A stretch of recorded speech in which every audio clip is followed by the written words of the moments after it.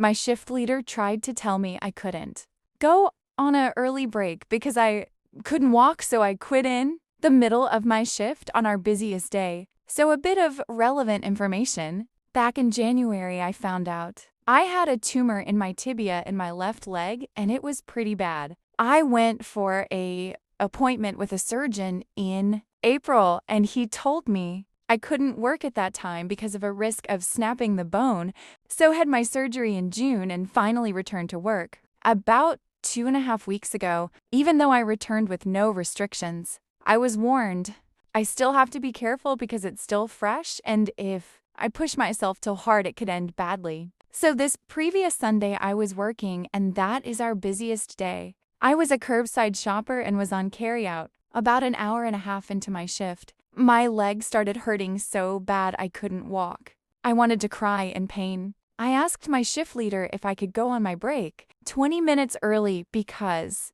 I couldn't walk and needed to just rest so I didn't cause a problem with my leg.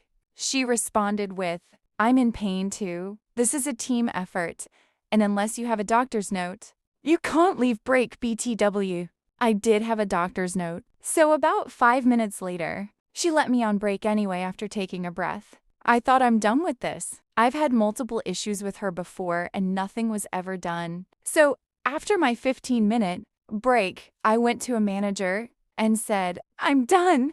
I quit. I walked to the time clock and clocked out. A few minutes later, I got paged to my department and I kind of laughed. My main boss showed up to work a few minutes later as I got my groceries and was checking out, and he walked by, gave me a side glance and turned his head away. He looked really mad. After all the stuff I had to go through, I was done. I left in the middle of my shift on our busiest day, and I opened all this week. Good luck then. This was my petty revenge.